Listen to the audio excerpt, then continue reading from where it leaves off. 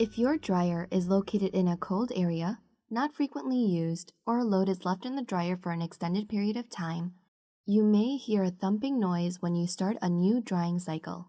Please note that this is normal. The thumping noise may occur when the rubber rollers that help rotate your tub become temporarily misshapen during a period of rust. When the dryer is turned on and a cycle begins, the drum will warm up and the flat spots on the rubber rollers will regain their shape and the thumping noise will dissipate.